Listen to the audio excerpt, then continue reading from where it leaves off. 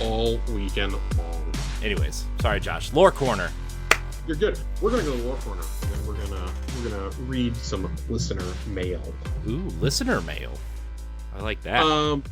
The two pieces we got are I figured we're kind of in a transitional phase. We need it kind of buys me time to figure out what I'm going to talk about for the next couple of weeks. We're going to read two Festival of the Lost pieces. I'm not going to go into the actual book of lore that you get from there. That's a fun little read you can go do on your own. This is from the two items associated with the festival, though.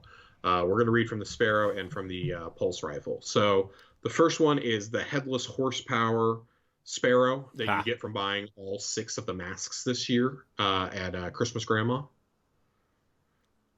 Spooky Grandma. She's always Christmas Grandma right in here. Always Christmas. Just depends on what time of year it is. Christmas is forever. Christmas is a state of mind, Corey. The Grinch and the Who's taught me that. The line between myth and reality disappears when the myths start shooting back. Glint. Glint complied as Crow made his way down the enormous metal corridor festooned within Keitel's banners. They are directed to a room aboard the Cabal flagship, a simple space furnished for guests. When the door closed and they were finally alone again, Glint waited expectantly for Crow's usual candor, but there was none. So, Glint finally ventured. "How's it going?" Crow hoisted himself into a massive Cabal-sized chair and regarded Glint from the corner of his eye. A little eye-opening, maybe even frustrating, or infuriating. It's like being in a room full of Saladins. Glint hovered hesitantly in front of Crow's face. "Are you nervous about meeting Keitel? You don't need to be." "Why are you being weird?" Crow asked with a hint of annoyance. "It's just that you don't really need me here. This is Cabal battleship. The only thing that could hurt you here is the food." Crow snorted. "It's really not so dangerous once you learn to sneak up on it." He paused to consider Glint's position. "You're right, though. Keitel won't let anything happen to me. It would be a diplomatic incident." "So I was thinking," Glint continued, "that as long as you're safe, I could take some time to do a little research for my collection of tall tales and legends." "You mean your stories about the cult of pumpkin men?" "They're called Headless ones," Glint chirped back, and then with increasing urgency, "there have been credible reports for centuries from all over Seoul detailing very similar phenomena without any clear cause or link." Crow held up his hand. "The Headless ones," he said abruptly, cutting into Glint's analysis. Glint backed away slightly and nodded. "You're not going alone, are you?" Crow asked. "No, the Guardians said they would go with me." Crow contemplated for what felt like a very long time to both of them. When he finally spoke, his voice was small and low. "Just promise me one thing. Anything. When the shooting starts, remember to keep your head." Glint's groan echoed through the halls of the battleship, but it was a groan of adventure. I love this. I hope that the next 3 holiday events are all from Glint and then do something new next year, but I really need to see how Glint reacts to Christmas cookies, how he reacts to us having a really shitty version of the Olympics, and why do we all hate the Solstice of Heroes so much, but we embrace Scooty Puff Jr. and inflatable shark ghosts.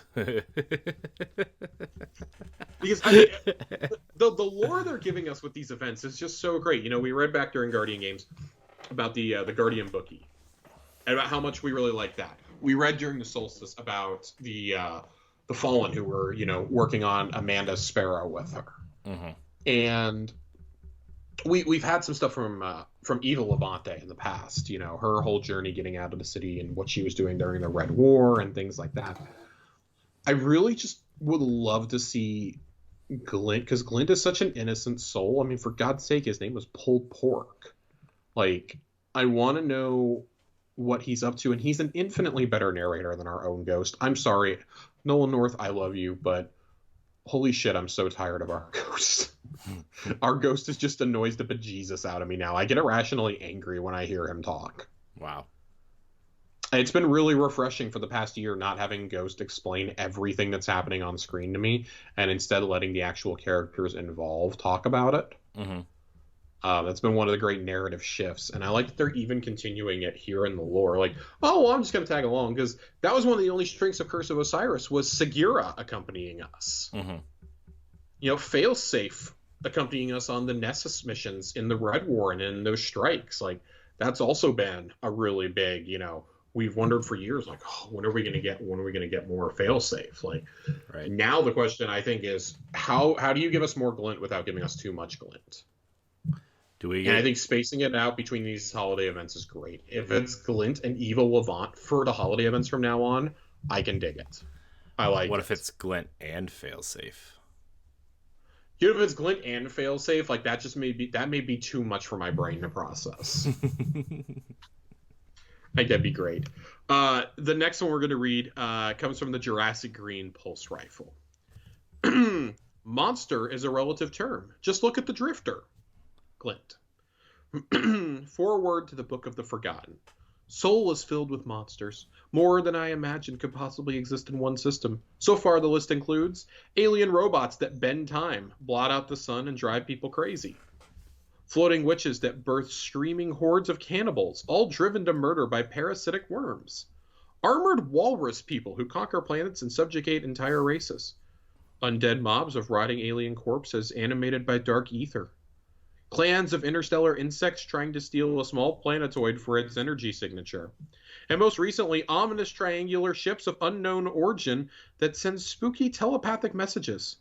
But in my opinion, the most bizarre monsters in all of Sol are a gang of heavily armed zombies, made eternal by pint-sized cybernetic constructs, some of whom are lovers of folktales. Sol may be a strange and crowded place, but the next time someone tells you of a bizarre new monster, like a shadowy clique of pumpkin-headed phantoms, think twice before you dismiss them. That monster may be your new neighbor. Happy Festival of the Lost. Glint, the smallest monster. That's pretty good. I love it. It's so fucking goofy, but you can't help but smile, I think, upon reading something like this. Like, Petra even quips at us at one point during some of the festival dialogue when you load into the one of the lost sectors. She goes, "Oh, I see you're taking a much-needed break, Guardian." And Glint interrupts and is like, "We're hunting headless ones, Petra. Do you want to come? They drug loot." And she just groans and turns off the microphone. She doesn't talk for the rest of the mission. And it's like, "Petra, I think the signal cut out." And he's so blissfully ignorant and unaware of what's happening. And in a game that has been largely more serious than funny over the last year, right? I think this was really, really needed for all of us. Like I said, I just can't wait to see what he does when it comes time for cookie baking. Right. Like, I want to see that. And I want to see Glint on Valentine's Day. Those are the two things that I want. You think they'll bring back Crimson Days just to tell you? I don't think Crimson Days is coming back because that's like the week before the expansion drops.